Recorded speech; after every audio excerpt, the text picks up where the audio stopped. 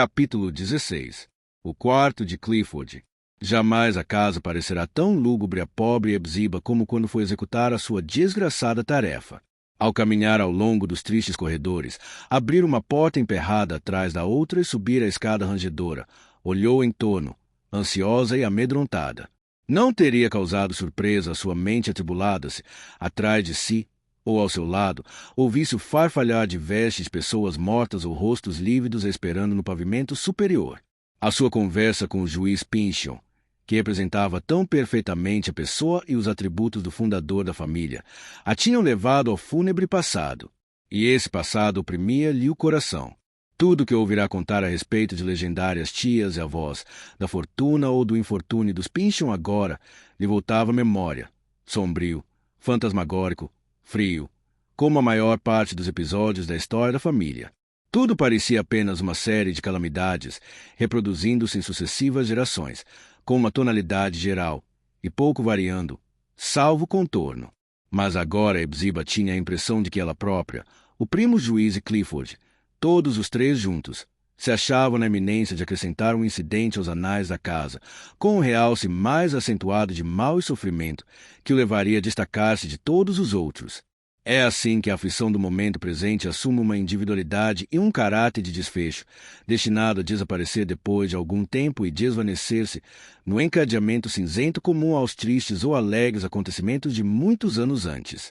É apenas por um momento, relativamente, que qualquer coisa parece estranha ou surpreendente, uma verdade que traz consigo amargura e doçura. Hepzibah, porém, não conseguia se livrar da impressão de que algo sem precedente estava se aproximando naquele instante e dentro em pouco se consumaria.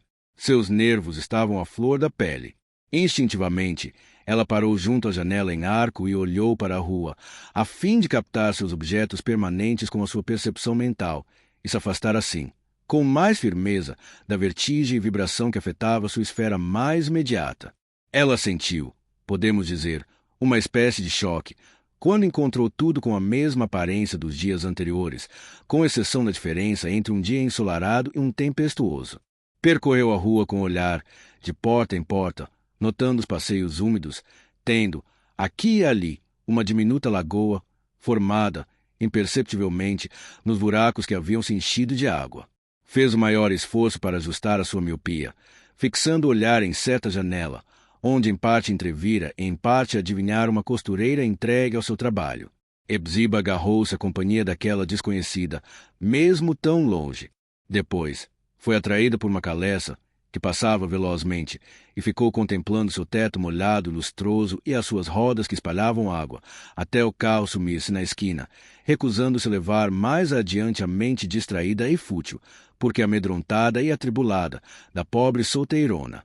Quando o veículo desapareceu, ela ainda permitiu a si mesma um momento de distração, pois, com sua roupa cheia de remendos, o velho tio Venê se tornará visível, descendo devagar a rua, porque o frio do vento leste lhe emperrara as juntas. Hepzibah desejava que ele andasse ainda mais devagar e compartilhasse mais um pouco a sua dolorosa solidão. Seria bem-vindo tudo que a afastasse do terrível presente, que interpusesse seres humanos entre ela própria e o que se encontra bem perto dela, tudo que adiasse por um instante inevitável tarefa que tinha de executar. Dispunha de pouca coragem para enfrentar o seu próprio sofrimento e muitíssimo menos para enfrentar o sofrimento que teria de infligir a Clifford. De tão frágil temperamento quanto era e tão abalada pelas calamidades anteriores, constituía a imediata ameaça da ruína completa ter de levar o irmão para se ver face a face com o homem duro, implacável, que fora sua asa negra durante toda a vida. Ainda mesmo se não houvesse recordações amargas nem um interesse hostil se interpondo entre eles, a simples repugnância natural do sistema mais sensível pelo sistema maciço, pesado e insensível seria, por si mesma, desastrosa para o primeiro. Seria o mesmo que atirar um vaso de porcelana, já trincado, de encontro a uma coluna de granito. Jamais antes havia Hepzibah avaliado com tanta exatidão o poderoso caráter de seu primo Jaffrey. Poderoso pela inteligência, pela força de vontade, pelo longo hábito de agir entre os homens, e como estava convencida, pela inescrupulosa busca de finalidades egoísticas mediante recursos malignos. Não facilitava as coisas o fato de estar o juiz Pynchon, sendo vítima de uma ilusão quanto ao segredo que supunha que Clifford possuía. Os homens dotados de sua energia, se, por acaso, adotam uma opinião errônea acerca de questões práticas, tanto a identificam com as coisas realmente verdadeiras que arrancá-la de seu espírito, não é muito menos difícil do que desenraizar um carvalho. Assim, como o juiz Pynchon exigia de Clifford uma coisa impossível, este último, incapaz de fazer uma coisa impossível, teria de perecer. Por que motivo as garras de um homem assim tinham caído sobre a natureza branda e poética de Clifford, que jamais deveria cumprir uma tarefa mais pesada do que gozar a vida, em um ambiente de beleza, no ritmo de acordes musicais? Na verdade, o que já se tornará ele? Alquebrado, estiolado, quase aniquilado e, em breve, aniquilado de todo. Durante um momento, Hepzibah imaginou se Clifford não teria conhecimento a respeito dos bens desaparecidos de seu tio, como o juiz afirmava. Lembrou-se de algumas vagas alusões por parte do irmão, que, se a suposição não fosse essencialmente absurda, poderiam ser interpretadas naquele sentido. Tinha havido projetos de viagens e residência no exterior, devaneios a respeito de uma vida brilhante em casa e esplêndidos castelos no ar, que exigiriam riqueza fabulosa para se concretizarem. Se tal riqueza estivesse em seu poder, como Hepzibah ficaria alegre de despejá-la sobre o seu impiedoso parente para comprar a liberdade de Clifford e a reclusão na velha e desolada casa. Acreditava, porém, que os planos do irmão tinham sido tão carentes de verdadeira substância e de propósito como as imagens imaginadas por uma criança a respeito de sua vida futura, quando sentada no colo da mãe. Clifford nada possuía à sua disposição, a não ser um ouro de fantasia, e isso não seria capaz de satisfazer o juiz Pynchon. Não haveria solução para o caso, ninguém poderia socorrê-los. Parecia estranho que não houvesse, com uma cidade em torno dela. Seria tão fácil chegar à janela e começar a gritar, na expectativa de que todo mundo ouvisse e se apressasse a correr em sua ajuda, comovido com o angustiante apelo de uma alma humana desesperada. Como era, porém, selvagem, como era quase risível, a fatalidade, e, no entanto, como se mostrava continuamente, pensava Hepzibah, neste estúpido delírio do mundo que quem quer que fosse, e por mais bem-intencionado que estivesse, que se dispusesse a prestar ajuda iria, sem sombra de dúvida, ajudar o lado mais forte. O poder e a maldade combinados, como o ferro magnetizado, exerciam uma atração irresistível. Lá estava o juiz Pynchon, uma pessoa eminente aos olhos do público, de elevada posição social e grande fortuna, filantropo, membro do Congresso e da Igreja, intimamente associado com tudo que gozava de prestígio, tão imponente à luz de tais qualidades que a própria Hepzibah quase duvidava de suas próprias conclusões sobre a falsa integridade de seu parente. De um lado, o juiz. E quem, do outro lado? O condenado Clifford. Outrora, um crime. Agora, uma ignomínia indistintamente relembrada. Não obstante, a despeito da percepção de que o juiz Pynchon arrastaria toda a ajuda humana para o seu campo, Hepzibah estava tão desacostumada a tomar ela própria decisões que algumas simples palavras de conselho a fariam agir dessa ou daquela maneira. Phoebe Pynchon teria imediatamente facilitado tudo, se não fosse por uma sugestão aceitável, pelo menos pela vivacidade de seu gênio. A ideia de procurar o artista ocorreu a Hepzibah. Jovem, desconhecido, simples aventureiro nômade como ele era. No entanto, o grave lhe dava uma ideia de força, capaz de enfrentar uma crise. E, assim pensando, ela destrancou uma porta, coberta de teias de aranha desusada há muito tempo, mas que antes servirá como meio de comunicação entre a sua própria casa e a torre de que o erradio artista fizera sua morada provisória. O grave se achava ausente.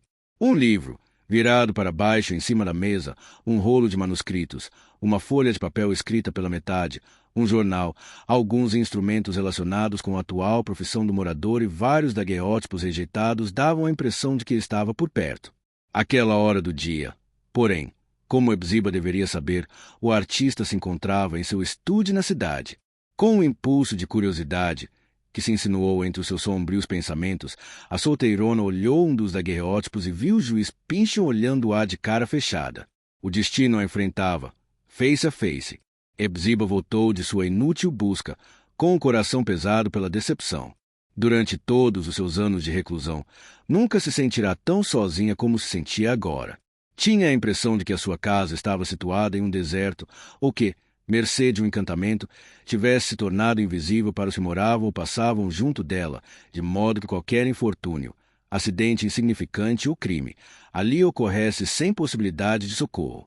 Levada pelo sofrimento e pelo orgulho ferido, Hepzíba passará a vida se afastando dos amigos, desprezara selvagemente o apoio que Deus ordenou que as suas criaturas prestassem umas às outras, e o seu castigo seria ver, agora, ela própria e Clifford vitimados pelo seu parente e inimigo.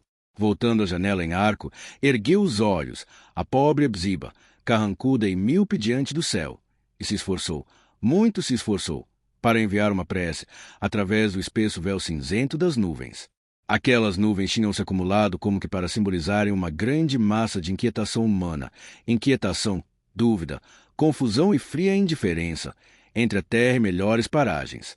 A sua fé era fraca demais, a sua prece pesada demais para conseguir se erguer. Caiu, como um pedaço de chumbo, sobre o seu coração. Feriu-a com a dolorosa convicção de que a providência não interfere nesses pecadinhos que um indivíduo comete contra os seus semelhantes, nem oferece qualquer bálsamo para as mesquinhas angústias de uma alma solitária, mas espalha a sua justiça e a sua misericórdia ampla e largamente, como o sol, sobre metade do universo ao mesmo tempo. A sua própria vastidão se anulava. Hepzíba não via, porém, que, assim como entra um quente raio de sol pela janela de cada cabana, assim chega um raio de amor da misericórdia divina para toda necessidade isolada. Afinal, não encontrando mais pretexto algum para adiar a tortura que tinha de infligir a Clifford, a sua relutância fora o verdadeiro motivo de sua demora à janela, do fato de ter ido procurar o grave e mesmo de sua mal-sucedida prece, e também com medo de ouvir a voz severa do juiz Pynchon reclamando, no pavimento térreo, pela sua demora, ela subiu, devagar, lívida, abatida, com as pernas quase paralisadas, e, bem devagar, aproximou-se da porta do quarto do irmão e bateu. Não houve resposta. E como poderia ter havido? A mão de Hepzíba, trêmula sob a influência da própria e assustadora finalidade que a movera, batera tão de leve na porta que o barulho não devia ter sido ouvido do lado de dentro. Bateu de novo, sem resposta ainda. E não era de se admirar. Hepzíba batera com toda a mesma força com que seu coração vibrava, comunicando, por um sutil magnetismo, o seu próprio horror ao convocado. Clifford devia ter virado o rosto no travesseiro e escondido a cabeça sob as cobertas, como uma criança acordada a altas horas da noite. Hepzíba bateu pela terceira vez, sem muita força, mas bem distintamente, 3 pancadas. Ainda dessa vez, Clifford não atendeu. Clifford, querido irmão, exclamou Hepzíba. Posso entrar? Silêncio. 2, 3 vezes, e mais. Hepzíba repetiu seu nome, sem resultado. Ainda assim, achando que o irmão devia estar dormindo profundamente, abriu a porta, entrando, encontrou o quarto vazio. Como e quando ele poderia ter saído, sem que ela tivesse notado? Seria possível que, apesar do dia chuvoso, e cansado do tédio dentro de casa, ele tivesse ido dar a sua volta costumeira no quintal e estivesse agora tremendo de frio sob o inútil abrigo da cabana? Hepzíba correu até a janela. Nela debruçou metade de seu corpo magro e procurou em toda a extensão do quintal, tão completamente quanto permitia a deficiência de sua vista. Pôde ver o interior da cabana e o banco circular, molhado pelas goteiras. Clifford não se encontrava por ali, a não ser se tivesse se escondido. Como? Por um momento, Hepzíba imaginou que talvez tivesse sido a causa, na sombra, embaixo de um emaranhado de galhos folhagens que haviam crescido sobre uma velha armação de madeira junto da cerca. Não era esse o caso. Contudo, ele não se achava lá, pois, enquanto Hepzíba estava olhando, um gato saiu exatamente daquele lugar e começou a atravessar o quintal. Por 2 vezes, o bicho parou para cheirar o ar. Depois dirigiu-se à janela da sala de visitas. Fosse apenas por causa do modo dissimulado, furtivo, comum à sua raça, fosse porque aquele gato parecesse ter no pensamento alguma má intenção mais séria. O fato é que a solteirona, a despeito de sua própria perplexidade, sentiu impelida a expulsar o animal e tratou de assustá-lo. O gato olhou para cima, como um ladrão ou assassino apanhado em flagrante, e, no mesmo instante, fugiu. Nenhum outro ser vivo era visível no quintal. Chantecler e sua família ou não tinham saído do poleiro, desanimados com a chuva interminável, ou haviam tomado a sensata resolução de voltarem para o poleiro. Hepzibah fechou a janela. Mas onde estaria Clifford? Teria ele, ciente da presença de sua asa negra, descido subrepticiamente a escada, enquanto o juiz e a irmã estavam conversando na loja, aberto sem ruído a porta da frente e fugido para a rua? Assim pensando, Hepzibah teve a impressão de vê-lo, grisalho, enrugado e, ao mesmo tempo, com um aspecto infantil, metido nas roupas fora da moda que usava em casa, uma figura como às vezes, nos pesadelos, a gente imagina ser, com todo mundo olhando. Que figura aquela de seu desventurado irmão, vagando pela cidade, atraindo todos os olhares, e o espanto e a repugnância de todo mundo, semelhante a um fantasma e mais amedrontador do que um fantasma, porque era visível durante o dia, para ser ridicularizado pelos jovens, que não o conheciam, e despertar o desprezo e a indignação dos mais velhos, que podiam se lembrar de suas feições tão conhecidas outrora, para servir de diversão aos meninos, que, quando suficientemente grandes para vagabundarem pelas ruas, não têm mais reverência pelo que é belo e santo do que piedade pelo que é triste, não mais sentimento do sofrimento sagrado que santifica a forma humana em que ele próprio se encarna, do que se Satanás fosse o pai de todos eles. Perseguido por seus escárnios, com seus gritos altos, estridentes e as risadas cruéis, ou, como podia ocorrer muito bem, ser distraído pela mera estranheza de sua situação, embora ninguém o afligisse tanto quanto uma palavra irrefletida, não seria de se admirar se Clifford se entregasse a alguma extravagância que seria interpretada como loucura. Assim, estaria executado o plano diabólico do juiz Pynchon. Depois, Hepzibah se lembrou de que a cidade era quase completamente rodeada pela água. O cais se estendia para o centro do porto, com aquele tempo inclemente, estava deserto, sem a habitual multidão de negociantes, portuários e marinheiros, cada embarcador uma solidão, com os navios encostados no meio do nevoeiro.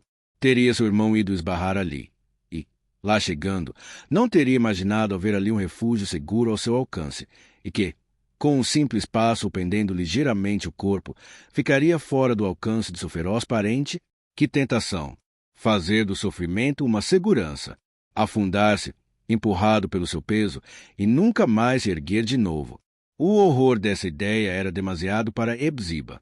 Até mesmo Jaffray Pynchon poderia ajudá-la agora. Desceu apressadamente a escada, gritando ao mesmo tempo. Clifford foi-se embora. Não consigo encontrar meu irmão. Socorro, Jaffray Pynchon. Vai acontecer uma desgraça com ele. Escancarou a porta da sala de visitas. Mas, com a sombra que a copa das árvores fazia através da janela, o teto enegrecido pela fumaça e os lambris escuros das paredes, não havia no aposento claridade suficiente para distinguir perfeitamente o juiz. Hepzibah tinha certeza, porém, de que o vira sentado na poltrona ancestral, quase no meio da sala, com o rosto um pouco virado, olhando para uma janela.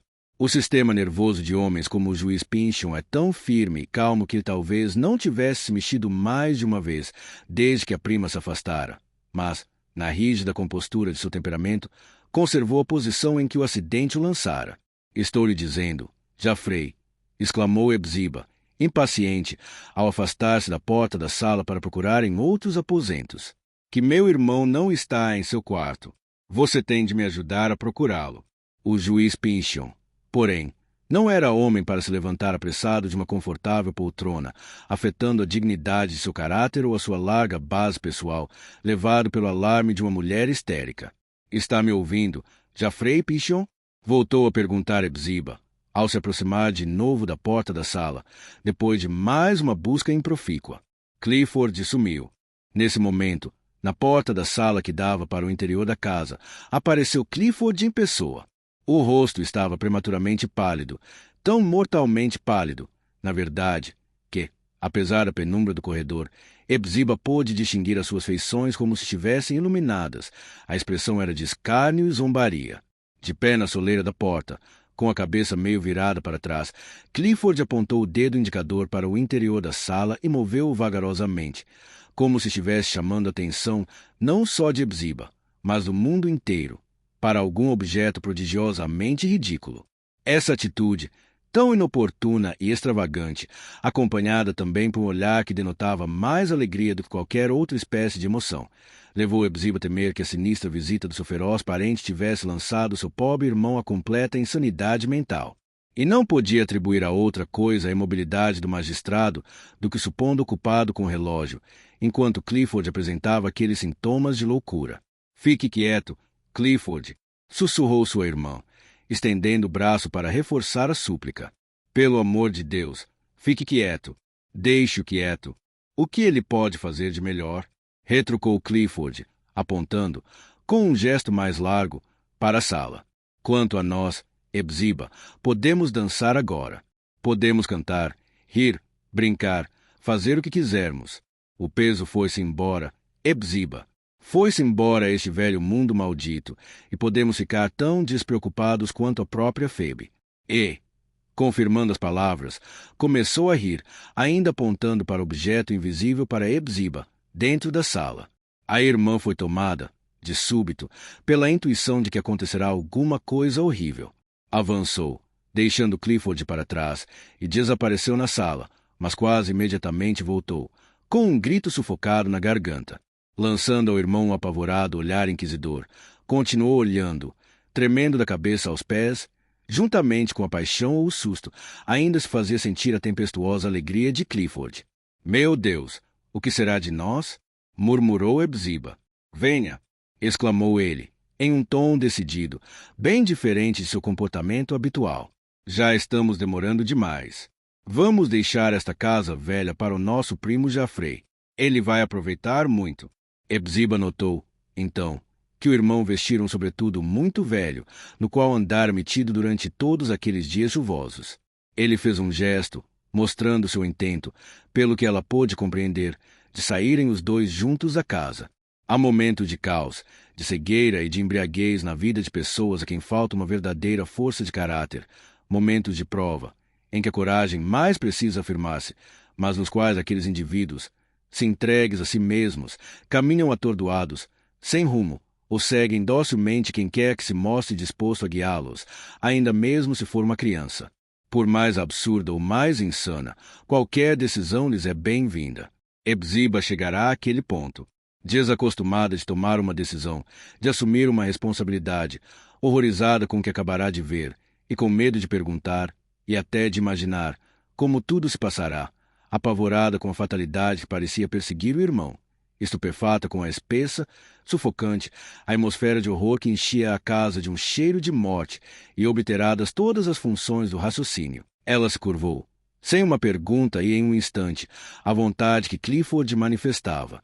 Quanto a si mesma, era como uma pessoa sonhando, quando a vontade está adormecida. Clifford, habitualmente tão destituído de tal qualidade, a encontrara na tensão da crise. Por que está se demorando tanto? Gritou ele, asperamente. Vista o casaco e ponha o chapéu, ou o que quiser usar. Qualquer coisa. Você não vai ficar mais bonita, nem mais chique, minha pobre Hepzibah. Pegue a bolsa, com dinheiro dentro, e vamos embora. Hepzibah obedeceu aquelas instruções como se nada mais pudesse fazer ou pensar.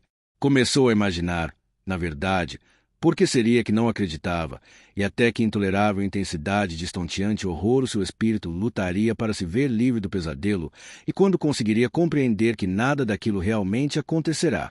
Era claro que não se tratava de uma realidade. Não começara ainda aquele dia chuvoso e sombrio. O juiz Pynchon não conversara com ela. Clifford não dobrara gargalhadas, apontando com o dedo e a chamando com um gesto.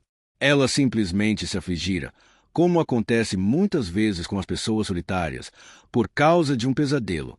Agora vou acordar, pensou Hepzibah, enquanto se preparava. Não aguento mais. Tenho de acordar agora. Não acordou, porém, não chegou o momento de despertar. E não chegou nem mesmo quando, logo antes de deixarem a casa, Clifford chegou à porta da sala e curvou-se para se despedir do único ocupante do aposento. Que aspecto absurdo o velho apresenta agora, sussurrou ele à irmã. Logo agora, quando imaginou que me tinha inteiramente às suas ordens. Venha, venha, depressa, senão ele sai, como gigante desespero perseguindo cristão e esperançoso, e ainda nos apanha. Quando chegaram à rua, Clifford chamou a atenção de Hepzibah para algo em um dos portais da entrada. Eram meramente as iniciais do seu nome, que ele ali escrevera, quando menino. Os 2 irmãos partiram, deixando o juiz Pynchon sentado na velha casa de seus antepassados, inteiramente só. Tão pesado e maciço que a coisa alguma melhor poderíamos comparar do que a um íncubo defunto, que tivesse morrido no meio de suas malvadezas, se deixado ficar, como um flácido cadáver, no peito do atormentado, para que este dele se livrasse como pudesse. Capítulo 17. O voo de 2 corujas.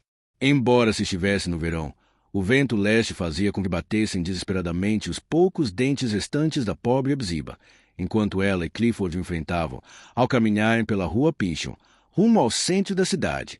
Não se tratava apenas do tremor que aquele vento impiedoso infligia à sua velha carcaça, embora seus pés e suas mãos, especialmente, nunca houvessem sentido um frio tão mortal como agora. Mas havia uma sensação moral, misturada com a friagem física e levando a pobre solteirona a tremer mais no espírito do que no corpo. Era tão desagradável a vasta, soturna atmosfera do mundo.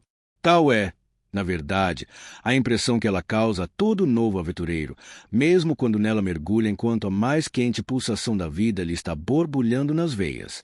Como deve ter sido, pois, para Hepzibah e Clifford, tão castigados pelo tempo como tinham sido, no entanto tão semelhantes a crianças por sua inexperiência, quando atravessaram a porta da rua e se viram sob a larga sombra do olmo dos Pynchon. Caminhavam em um mundo exterior, uma peregrinação exatamente igual àquela que uma criança imagina às vezes, como ao fim do mundo, com um biscoito e um níquel no bolso. Na mente de Hepzibah havia a desoladora consciência de que estava à garra. Perderá a faculdade de se dirigir sozinha, mas, devido às dificuldades que a rodeavam, sentia que seria inútil um esforço para reconquistá-la e, além disso, seria incapaz de tentar. Enquanto os 2 prosseguiam a sua estranha expedição, ela, de vez em quando, olhava de soslaio para Clifford, e a única coisa que podia notar é que ele estava dominado e era dirigido por uma poderosa excitação. Fora isso, em verdade, que lhe dera o domínio que, instantânea e irresistivelmente, ele exercia sobre os seus movimentos. Essa excitação parecia-se bastante à animação provocada pelo vinho. Ou, em uma comparação mais fantasista, parecia-se com uma alegre peça musical, tocada com vivacidade, mas em um instrumento desafinado. Como a nota dissonante podia sempre ser ouvida e se destacava por mais alta no meio da exultação da melodia, assim também notava-se em Clifford um tremor constante, ao mesmo tempo que ostentava um sorriso triunfal, dando quase a impressão de que estava querendo pular de alegria. Os 2 irmãos encontraram poucas pessoas na rua, mesmo quando se afastaram das proximidades da casa das 7 torres, alcançando a parte da cidade ordinariamente mais movimentada. Os passeios escorregadios apresentando, aqui e ali, poças de água em sua superfície desigual, os guarda-chuvas se mostrando ostensivamente nas vitrines, como se as vendas comerciais se tivessem concentrado naquele artigo, folhas molhadas de castanheiros ou olmos, caídas prematuramente, arrancadas pelo vento, espalhadas pelos logradouros, um disforme acúmulo de lama no meio da rua, que se tornava, assim, mais suja, depois lavada por tanto tempo. Tais eram os pontos de destaque de um quadro, realmente sombrio. Como sinal de movimento, de vida humana, havia apressado matraquear de alguma carruagem ou caleça, com o cocheiro bem protegido por um grande gorro impermeável, que lhe cobria a cabeça e os ombros, o desconsolado vulto de um velho, que parecia ter surgido de algum esgoto subterrâneo, parava junto da sarjeta, remexendo lixo molhado com um pedaço de pau, à procura de pregos enferrujados. 1 ou 2 comerciantes, à porta da agência dos Correios, em companhia de um jornalista e de um político, esperando mala postal, atrasada, alguns rostos de comandantes de navios mercantes aposentados, à janela do escritório de uma companhia de seguros, amaldiçoando o mau tempo ou comentando a carestia e assuntos locais. Que verdadeiro tesouro para aqueles mexeriqueiros, se soubessem o segredo que Hepzibah e Clifford levavam consigo. No entanto, os 2 despertaram muito menos atenção do que uma moça que passava e que teve de levantar a saia acima dos tornozelos. Se o dia estivesse ensolarado, dificilmente eles não poderiam dar um passo na rua sem serem notados pela sua extravagância e feiura. Agora, pareciam estar de acordo com o tempo sombrio e borrascoso, e a sua presença não se destacava, portanto, como insólita. Agora, provavelmente, eles pareciam estar de acordo com as condições do tempo e, portanto, não chamavam atenção. A luz do dia os iluminava, mas envoltos na semipenumbra cinzenta, e eram esquecidos mal passavam. Pobre Hepzibah! Se tivesse compreendido isso, ficaria um pouquinho consolada, pois com todas as suas outras atribulações, é estranho dizer, ainda havia o desespero feminil, velha solteirona como era, se sentir mal vestida em público. E, assim, ela procurava se encolher, na esperança de que as pessoas pensassem que ali se achavam apenas um capote e um chapéu, surrados e horrivelmente desbotados, passeando no meio da tempestade, sem ninguém por baixo. Enquanto caminhava, a sensação de indistinção e irrealidade continuou pairando em torno dela, e tanto afetou que uma de suas mãos se tornou quase insensível ao contato da outra. E, certamente, isso seria preferível. Estou acordada, murmurava ela, consigo mesma, de vez em quando. E, às vezes, expunha o rosto ao vento para se assegurar. Fosse por determinação de Clifford, fosse por puro acaso, o fato é que os dois se viram atravessando a entrada abobadada de um grande edifício de pedra cinzenta. Dentro, havia muito espaço e muita altura, agora cheia de fumaça e vapor, que subiam, para formarem em cima um arremedo de nuvens. Um trem estava pronto para partir. A locomotiva fumegava e chiava como um cavalo impaciente para sair a galope, e o sino tocava o seu apressado repique, que lembra tão bem a breve convocação que a vida nos faz em sua apressada carreira. Sem pergunta ou demora, com a decisão irresistível, para não se dizer temerária, que tão estranhamente tomara posse dele, e, através dele, de Hepzibah, Clifford a empurrou para um dos carros e a obrigou a entrar. O sinal foi dado, a locomotiva resfolegou com mais força, o trem começou a mover-se, e, juntamente com 100 outros passageiros, os dois viajantes indesejáveis avançaram como o vento. Afinal, portanto, depois de tão longo afastamento de tudo que o comum dos homens fazia ou gozava, eram arrastados pela grande corrente da vida humana e levados por ela, como que sugados pelo próprio destino. Ainda atormentada pela ideia de que nenhum dos passados incidentes fora real, inclusive a visita do juiz Pynchon, a reclusa das 7 torres murmurou, dirigindo-se ao irmão: Clifford, isto não é um sonho. Um sonho, Hepzibah, redarguiu ele, quase dando uma gargalhada. Ao contrário, nunca estive tão acordado antes. Enquanto isso, olhando pela janela, podiam ver o mundo passar correndo diante de seus olhos. Por um momento, atravessavam um ermo. No momento seguinte, uma aldeia surgia em torno deles. Mais alguns instantes, e a aldeia sumia, como se tivesse sido engolida por um terremoto. As torres dos templos pareciam arrancadas dos alicerces, morros maciços se dissolviam. Tudo perderá a fixidez de um repouso secular e se movia velozmente em direção oposta do trem. Dentro do carro, processava-se a vida comum ao interior de um vagão ferroviário, oferecendo pouco interesse para os outros passageiros, mas constituindo novidade completa para aqueles 2 prisioneiros estranhamente libertados. De fato, era uma novidade ver 50 seres humanos estreitamente relacionados com eles próprios, sob um teto baixo e comprido, e arrastados pela mesma influência poderosa que os arrastara. Parecia maravilhoso como toda aquela gente permanecia tão sossegada em seus lugares, enquanto tanto esforço e tanto barulho se faziam em seu benefício. Alguns, com o bilhete de passagem preso ao chapéu, viajantes de longo curso aqueles, diante dos quais se estendia 100 milhas de trilhos, tinham mergulhado no cenário inglês e nos episódios dos romances de aventura, e faziam companhia a duques e condes. Outros, cujo breve trajeto os proibia de se dedicarem a estudos tão abstrusos, se contentavam em afastar o tédio da viagem com a leitura de um jornal. Um grupo de moças e rapazes, em lados opostos do carro, divertia-se enormemente jogando bola. A bola era tirada de cá para lá, entre gargalhadas, que podiam ser medidas por milhas, pois, por mais depressa que a bola pudesse andar, os jogadores andavam, inconscientemente, muito mais depressa, deixando para trás seus gritos de alegria, e terminando a jogada sob um céu diferente daquele que assistira ao seu começo. Meninos vendendo maçãs doces, balas, mercadorias que fazia Hepzibah lembrar-se da loja abandonada, apareciam em cada estação, fazendo apressadamente os seus negócios, no temor de que os passageiros levassem o artigo sem deixar o dinheiro. Constantemente embarcava mais gente. Constantemente desembarcavam velhos conhecidos, pois os conhecimentos se faziam com rapidez em tais circunstâncias. Aqui e ali, no meio da agitação e do barulho, um passageiro dormia recostado na cadeira. Sono, diversão, negócios, estudo sério ou leve e o comum e inevitável movimento para a frente. Era a própria vida. As afinidades naturalmente pungentes de Clifford se avivaram. Ele captava o colorido que se apresentava em torno e o irradiava de volta com mais nitidez do que o receberá, mas misturado com um matiz sombrio e portentoso. Hepzibah, por outro lado, se sentia mais distante do gênero humano do que mesmo na reclusão que deixará. Você não está feliz, Hepzibah, disse Clifford, em tom de censura. Está se lembrando daquela casa horrível e do primo Jaffrey sentado ali sozinho, acrescentou, tremendo de novo. Ouça o meu conselho. Siga o meu exemplo e se esqueça dessas coisas. Aqui estamos, no mundo, Hepzibah, em plena vida, entre os nossos semelhantes. Fique feliz. Tão feliz como aquele rapaz e aquelas moças bonitas com o seu jogo de bola. Feliz, pensou Hepzibah amargamente consciente, ao ouvir tal palavra, do peso, do sofrimento que trazia no coração. Feliz. Ele já enlouqueceu.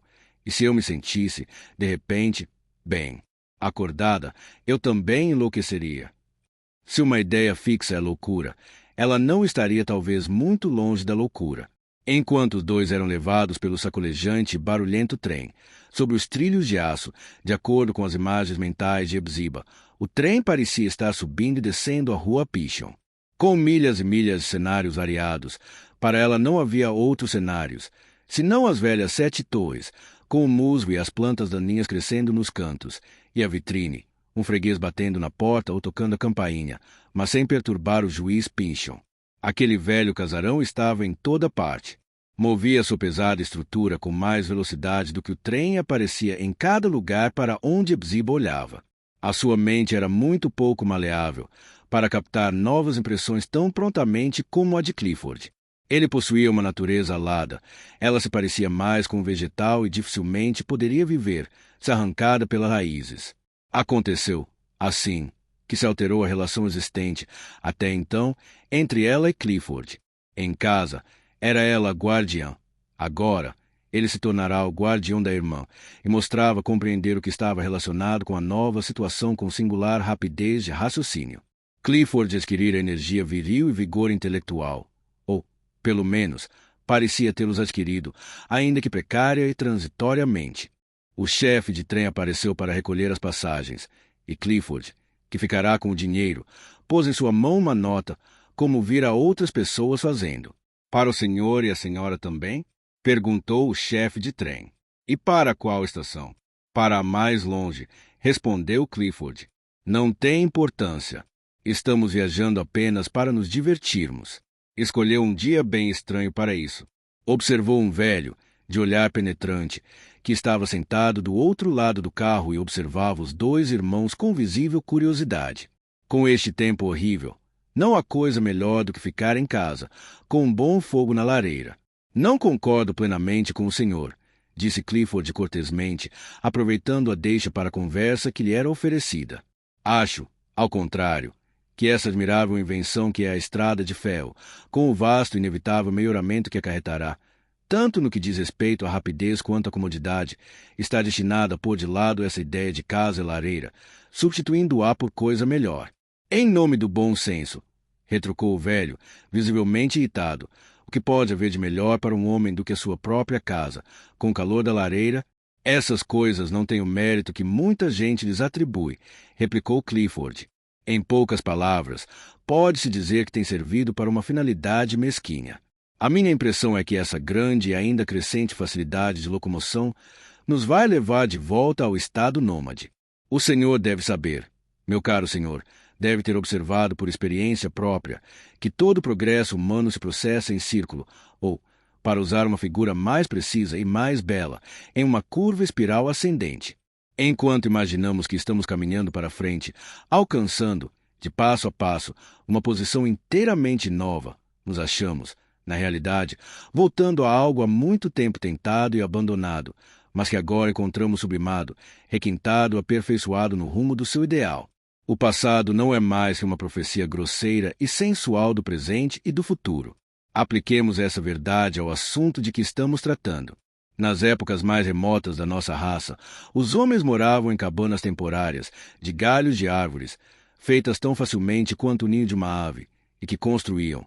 Se pode falar em construção ao se tratar de moradas tão precárias e passageiras, como lhes ensinava a natureza, onde havia peixe e caça em abundância, especialmente onde o sentimento de beleza pudesse ser gratificado como por uma sombra mais amável do que a lure, e uma disposição mais agradável dos lagos, bosques, montanhas. Tal vida possuía um encanto que, desde que o homem a deixou, desapareceu da existência, e prefigurava algo melhor que ela própria. Tinha os seus percalços, tais como a fome e a sede, a inclemência do tempo, o ardor excessivo do sol e as cansativas caminhadas em terrenos ásperos e desertos, que ficavam entre os sítios procurados por sua fertilidade e beleza. Mas, em nossa espiral ascendente, nos livramos de tudo isso. Estas estradas de ferro, se conseguissem tornar musicais o apito e o barulho das ferragens, são, na verdade, a melhor bênção que o tempo nos podia trazer. Elas nos deram asas, eliminaram o cansaço e a sujeira da peregrinação, espiritualizaram a viagem. Sendo tão rápida a transição, o que pode induzir o homem a permanecer agarrado ao mesmo lugar? Porque, então, terá de construir uma habitação incômoda demais para ser transportada com ele. Porque se tornar prisioneiro durante toda a vida de uma casa de pedra e tijolo e madeira carcomida pelos vermes, quando pode, com a mesma facilidade, morar, em certo sentido, em lugar algum e, em um sentido melhor, em qualquer lugar onde conforto e a beleza lhe ofereçam um lar. A fisionomia de Clifford resplandeceu enquanto falava. Um ânimo juvenil, vindo do seu íntimo, converteu as rugas e a palidez da idade em uma quase transparente máscara. As moças largaram a bola e o olharam, talvez dizendo a si mesmas que, antes que os seus cabelos encanecessem e os pés de galinha lhe marcassem o rosto, aquele homem, agora tão decadente, deveria ter fascinado muitas mulheres. Infelizmente, nenhuma mulher contemplara o seu rosto enquanto era belo. Eu, de modo algum, consideraria tal coisa como o melhor estado de coisas para se viver agora, em qualquer lugar, opinou o recém-conhecido de Clifford. Acha que não? Perguntou Clifford, com singular energia. Para mim, é claro como a luz do sol, quando a luz do sol no céu, que os maiores obstáculos no caminho da felicidade e do aperfeiçoamento humano são esses montões de pedra e tijolo que os homens constroem para o seu próprio tormento e chamam de suas casas, de seus lares. A alma precisa de ar farto e sempre renovado. Influências mórbidas, de 1000 espécies, pairam sobre as lareiras e poluem a vida dentro de casa. Não existe uma atmosfera mais malsã do que a de um velho casarão, envenenada por algum defunto antepassado ou parente dos moradores. Estou falando com conhecimento de causa. Há uma certa casa em minha lembrança, uma daquelas casas com torres, tem 7 delas, como se costuma ver nas velhas cidades, uma masmorra horrível, velha, feia, suja, úmida, escura, arruinada, com uma janela em arco, uma portinha de venda do lado e um grande olmo, velho e triste, na frente. Ora, meu caro senhor, cada vez que me lembro daquela casa de 7 torres, o fato é tão curioso que tenho de mencioná-lo. Imediatamente me vem à cabeça a imagem de um velho, de expressão ameaçadora no rosto, sentado em uma poltrona de carvalho, morto, mortinho, com uma grande mancha de sangue no peito da camisa. Morto, mas com os olhos abertos. Ele contamina a casa toda, pelo que me lembro. Eu jamais poderia viver ali, nem ser feliz, nem fazer ou gozar o que Deus me mandou fazer e gozar. A expressão de seu rosto endureceu, envelhecendo-o ainda mais. Jamais, repetiu, jamais eu poderia respirar aquele ar. É claro, concordou o velho, olhando para Clifford espantado e visivelmente apreensivo. Estou vendo como o senhor pensa. É claro que não, continuou Clifford. E seria um alívio para mim se aquela casa fosse demolida ou incendiada, e assim a terra se visse livre dela, e o capim crescesse em seus alicerces. Que eu jamais volte àquele lugar. Na verdade, quanto mais longe estiver dele, mais me voltarão a alegria, a despreocupação, o pulsar do coração, a dança intelectual, a juventude. Sim, a minha juventude voltará. Ainda esta manhã, eu estava velho. Lembro-me de ter olhado no espelho e ficar admirado com os meus cabelos brancos, as muitas rugas me cortando o rosto. Cedo demais. Não podia me resignar. A velhice não tinha o direito de chegar. Eu ainda não tinha vivido. Mas, agora, estou parecendo velho. Se estou, O meu aspecto está em desacordo comigo, pois tirei um grande peso da mente. Sinto-me em plena mocidade, com o mundo e os meus melhores dias pela frente. Espero que sim, disse o velho, visivelmente embaraçado. Faço votos para que assim seja. Pelo amor de Deus, Clifford, fique quieto, sussurrou a irmã. Os outros estão pensando que você é doido. Fique quieta você, Hepzibah, retrucou o irmão. Não tem importância o que pensam. Não estou doido. Pela primeira vez, em 30 anos, os meus pensamentos saem e encontram palavras para expressá-los. Tenho de falar, e vou falar. Dirigiu-se de novo ao velho e reiniciou a conversa. Sim, meu caro senhor, acredito e espero, firmemente, que essas expressões como teto e lar, que durante tanto tempo vêm significando algo sagrado, em breve deixem de ser usadas, acabem sendo esquecidas. Imagine, por um momento, quantos males humanos desaparecerão com essa mudança. O que chamamos de propriedade territorial, o sólido terreno para se construir uma casa, é o largo alicerce que sustenta quase tudo que há de criminoso no mundo. O homem cometerá qualquer sordidez, ajuntará um imenso montão de maldade, dura como granito, e que há de pesar sobre a sua alma na eternidade, somente para construir um casarão sombrio, para que ali ele próprio morra e seus descendentes sofra. Ele fica enterrado debaixo da terra e pendura o seu retrato de cara fechada na parede, depois de se transformar, assim, em asa negra, espera que os seus remotos descendentes sejam felizes lá dentro. Não estou falando sem base. Tenho a imagem dessa casa gravada na cabeça. Então, o senhor não pôde ser censurado por tê-la deixado, opinou o velho, aflito para mudar de assunto. Ainda na geração que está começando agora, tudo isso será mudado, continuou Clifford. O mundo está ficando demasiadamente etéreo e espiritual para que continuem a existir aquelas barbaridades. Quanto a mim, embora, durante muito tempo, tenha vivido principalmente isolado e menos informado a respeito de tais coisas do que a maioria dos homens, mesmo para mim, os prenúncios de uma era melhor são indiscutíveis. Mesmerismo, já. O senhor acha que isso não vai contribuir para afastar a grosseria da vida humana? Tudo um embuste, resmungou o velho. Aqueles espíritos arrebatadores sobre os quais Phoebe falou outro dia, prosseguiu Clifford, não serão os mensageiros de um mundo espiritual, batendo à porta da substância, e essa porta terá de ser escancarada. Tudo um embuste, exclamou o velho, cada vez mais irritado com a metafísica de Clifford. Eu gostaria de pegar a bengala e dar uma surra na cabeça vazia dos idiotas que inventam essas besteiras. E a eletricidade, o demônio, o anjo, a poderosa força física, a inteligência que tudo abrange. Isso também é um embuste, insistiu Clifford. É um fato, ou estarei sonhando, que, graças à eletricidade, o mundo da matéria se tornou um grande nervo, vibrando para percorrer milhares de milhas em um segundo, ou melhor, o globo é uma enorme cabeça, um cérebro, instinto com inteligência.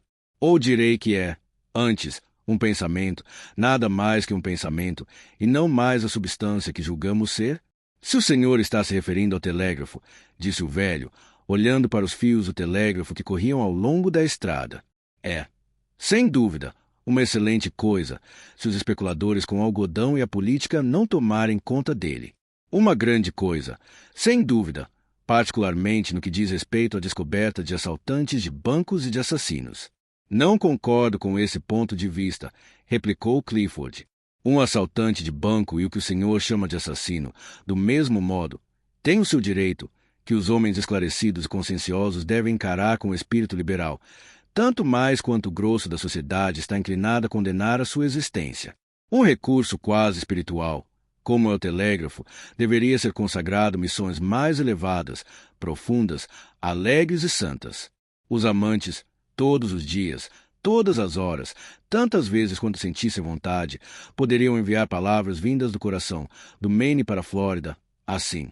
Por exemplo, eu sempre te amarei. O meu coração transborda de amor. Eu te amo mais do que posso. E de novo, na mensagem seguinte, vivi mais uma hora e te amo 2 vezes mais. Ou, quando um homem bom e simpático viajou, um amigo distante pode receber uma emocionante mensagem, como que vinda do mundo dos espíritos venturosos, dizendo-lhe: seu caro amigo está felicíssimo. Ou mensagens assim poderão chegar ao marido ausente, um ser imortal, de que és o Pai, acaba de chegar, enviado por Deus. Não posso, porém, para dizer a verdade, concordar com o aproveitamento de uma força imaterial e milagrosa para provocar uma caçada universal daqueles pobres desclassificados, os assaltantes de bancos, que, afinal de contas, são tão honestos quanto 9 em cada 10 pessoas, a não ser pelo fato de desrespeitarem certas formalidades, se preferirem tratar de negócios de madrugada, e não durante o dia, assim como dos assassinos, como o Senhor os chama, que muitas vezes não devem ser recriminados pelo ato que cometeram, tendo em vista os seus motivos, e, ao contrário, mereceriam ser considerados benfeitores públicos, se levarmos em conta os resultados. O Senhor não concorda, exclamou o velho, com um olhar feroz. Decididamente, não, retrucou Clifford. Isso os coloca em uma posição demasiadamente desvantajosa. Por exemplo, meu caro senhor, vamos imaginar, em uma sala escura, baixa, revestida de lambris, um homem morto, sentado em uma poltrona, com uma mancha de sangue no peito da camisa, e acrescentemos à nossa hipótese outro homem, saindo daquela casa, que ele sente estar superlotada com a presença do morto, e o imaginemos fugindo, com a velocidade do furacão, por estrada de ferro. Muito bem, caro senhor. Se o fugitivo vai parar em alguma cidade distante e encontra todo mundo falando acerca do tal sujeito morto, do qual ele próprio fugira, o senhor não admite que os seus direitos naturais foram violados? Ele foi privado de meu santuário, de um refúgio, o que, na minha humilde opinião, quer dizer que sofreu incalculável dano. O senhor é um homem estranho, exclamou o velho, fixando em Clifford um olhar tão penetrante que parecia querer trespassá-lo. Não consigo entendê-lo. Eu sei, retrucou Clifford, rindo. E, no entanto, meu caro senhor, sou transparente como a água do poço de Maule. Mas vamos, Hepzibah. Já andamos bem longe por esta vez. Vamos pousar, como fazem as aves, no galho mais próximo e resolvermos se ainda vamos voar até mais adiante. Justamente então, aconteceu que o trem estava parando em uma estaçãozinha solitária. Aproveitando a breve pausa, Clifford saiu do carro, levando a irmã consigo. Um momento depois, o trem, conduzindo em seu interior toda a agitação de que Clifford tão destacadamente participará, afastava-se velozmente, transformando-se, dentro em pouco, em um ponto que não tardou a desaparecer. O mundo fugia dos dois peregrinos, que olharam ansiosamente em torno. A pequena distância, erguia-se uma igreja de madeira, escurecida pela ação do tempo e em lamentável estado de decadência e ruína, com vidraças quebradas, uma rachadura na parede principal e um caibro meio caído na torre quadrada. Mais adiante, via-se uma casa de fazenda tão veneravelmente negra quanto a igreja, cujo telhado inclinado descia de uma altura correspondente a um terceiro pavimento até a altura de um homem. Parecia desabitada. Havia, em verdade, perto da porta, restos de um montão de lenha, mas com capim crescendo entre as achas espalhadas. As gotas de chuva caíam obliquamente. O vento não estava forte, mas trazia uma umidade friíssima. Clifford tremia da cabeça aos pés. Havia desaparecido de toda a sua agitação, que tão prontamente lhe oferecerá pensamentos, fantasias, uma estranha facilidade de expressão, e o impelia a falar pela simples necessidade de dar vazão ao borbulhante jorro de ideias. Uma forte excitação lhe dera energia e vivacidade. Desaparecida, o abatimento prostrou. Agora é você que tem de dirigir. Hepzibah, murmurou ele, com dificuldade. Faça comigo o que quiser. A irmã ajoelhou-se na plataforma onde se encontravam e levantou para o céu os braços, de mãos postas. O pesado cinzento véu das nuvens tornava invisível o firmamento. Mas não era hora de descrença. Não era possível duvidar que houvesse um céu lá no alto e um Pai todo-poderoso nos olhando. Meu Deus! Implorou a pobre, cadavérica Hepzibah, parando depois um pouco, para imaginar como seria a sua prece. Meu Deus! Meu Pai! Não somos teus filhos? Tem piedade de nós!